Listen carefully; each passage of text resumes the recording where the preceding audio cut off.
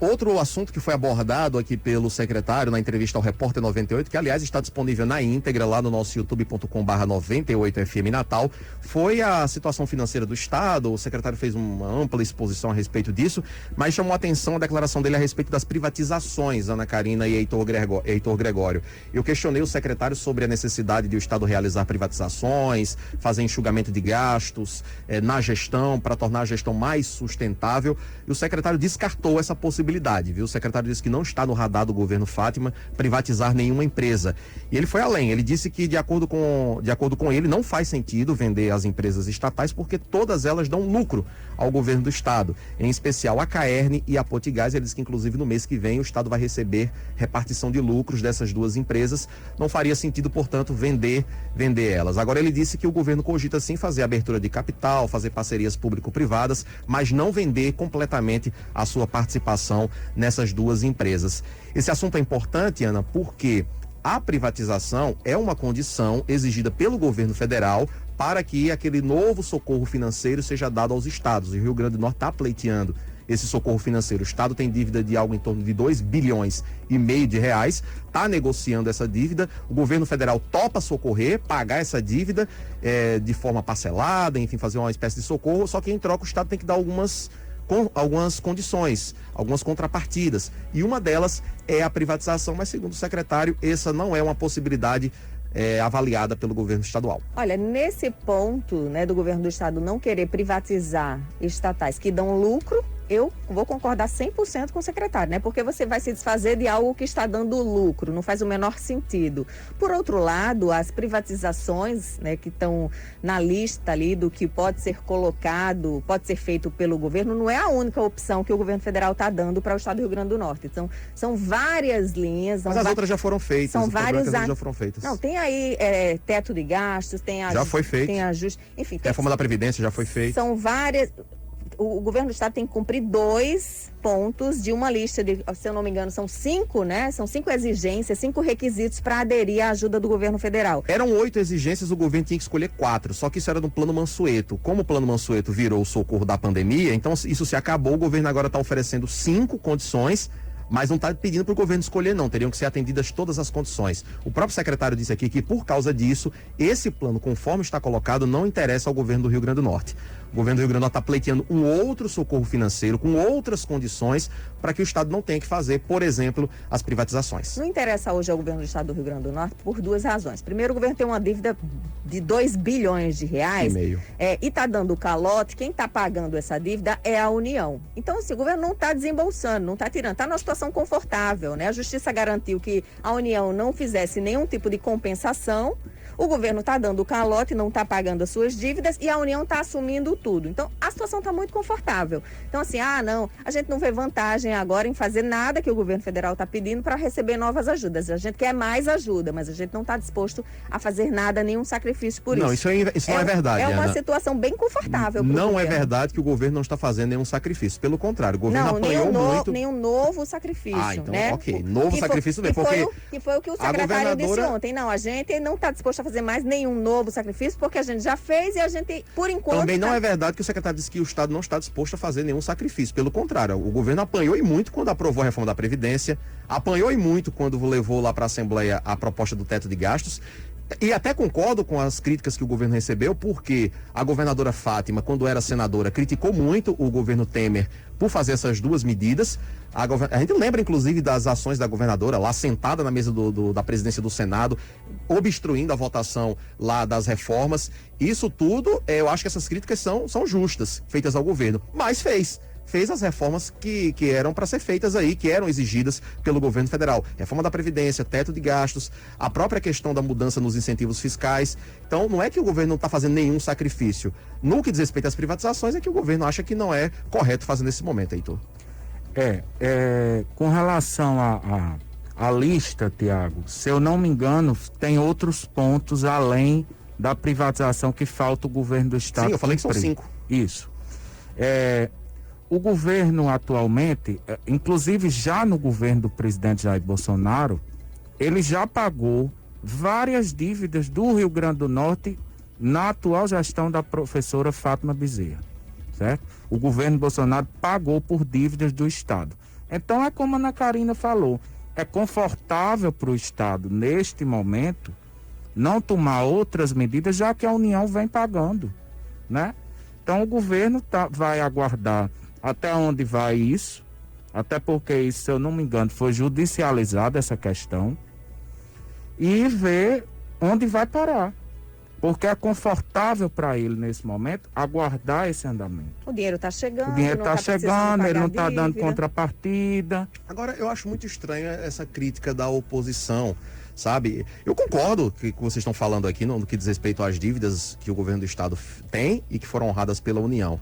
Agora, algumas contrapartidas foram realizadas também, como eu citei aqui, algumas dessas medidas que foram adotadas. A oposição costuma falar muito e cobrar muito do governo do estado a adoção dessas medidas mais estruturantes, privatizações, reformas, medidas saneadoras do serviço público. E por que quando a oposição não estava no governo não as fez? Né? Essa questão das dívidas honradas. Mas ninguém está falando em oposição. Mas é a oposição que está criticando. É a própria União, Ana, que está colocando os requisitos para liberar mais dinheiro. Exato. O governo, a oposição, quando defende essas medidas, né, é porque deveria ter. Essa questão que Heitor falou, né, das dívidas honradas pela União, isso não é de agora.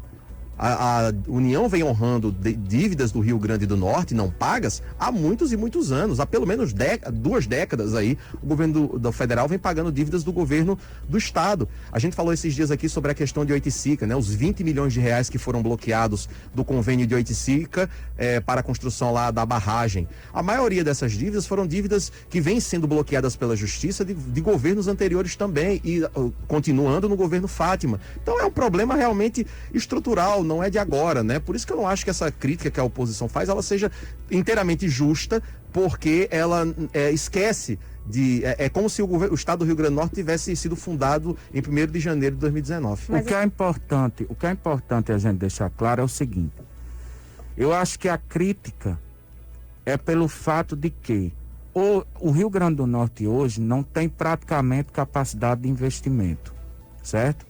Uns 10 anos não tem. Mas o que foi feito para se tentar ter algum investimento?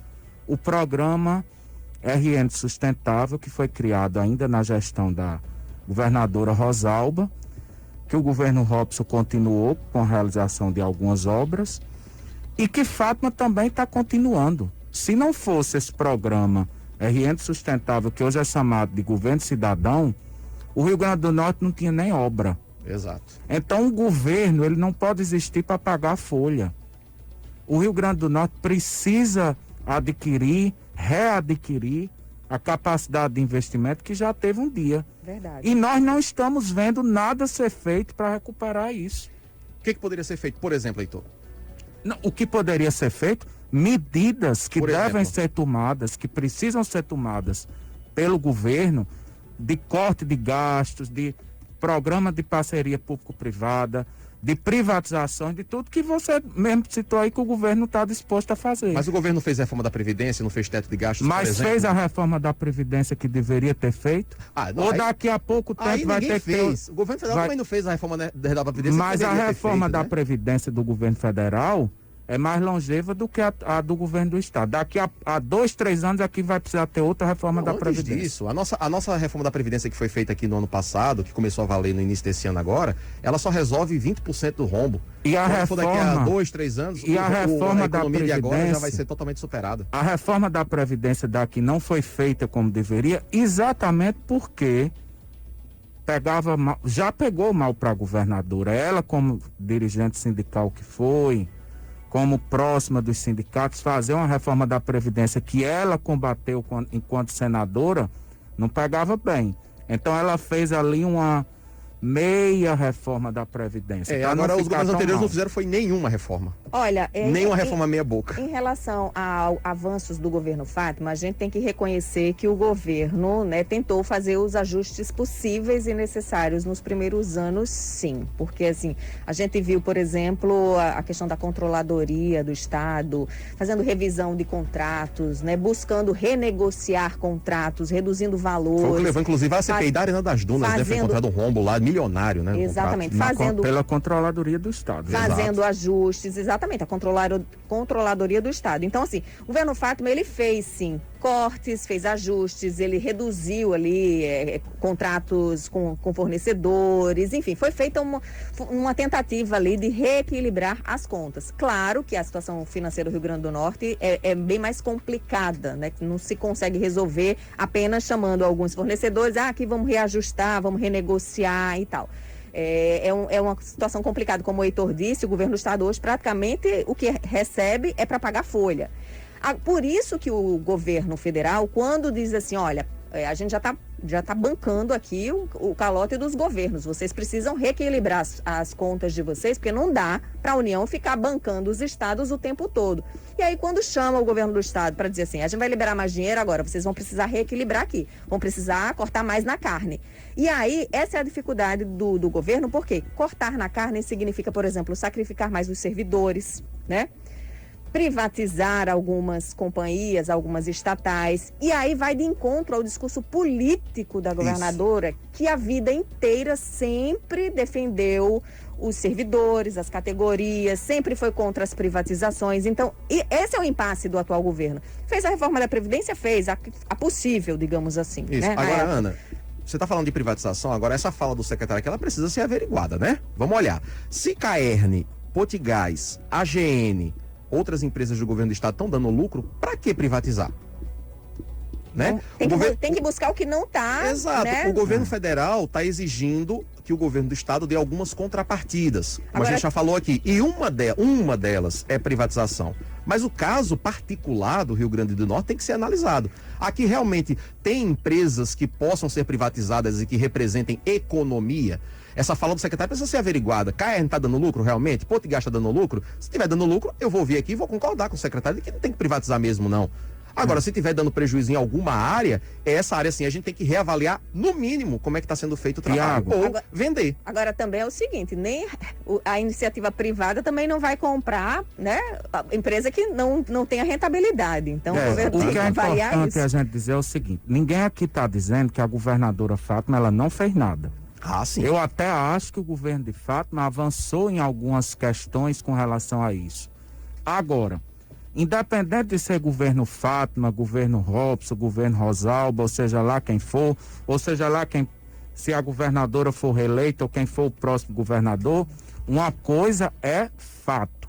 O Rio Grande do Norte precisa recuperar a sua capacidade de investimento. E aí só vai acontecer isso quando a nossa economia for valorizada, quando a classe produtiva for valorizada. E com isso eu concordo integralmente. E aí, esse impasse também hoje, a classe produtiva toda pressionando o governo, por quê? Porque a classe produtiva o turismo, que é a nossa maior indústria, maior gerador de emprego e renda para o estado do Rio Grande do Norte, está afundando nessa pandemia com com esses decretos restritivos demais que deixam, o governo não incentiva, não ajuda, só manda fechar, e eu quero saber como é que vai ficar esse estado agora em 2021 e 2022. Aliás, para quem disse que eu sou petista, eu cobrei isso do secretário ontem aqui na entrevista claramente. Perguntei por que outros estados conseguiram prestar uma assistência direta ao setor produtivo, às empresas, e o Rio Grande do Norte não.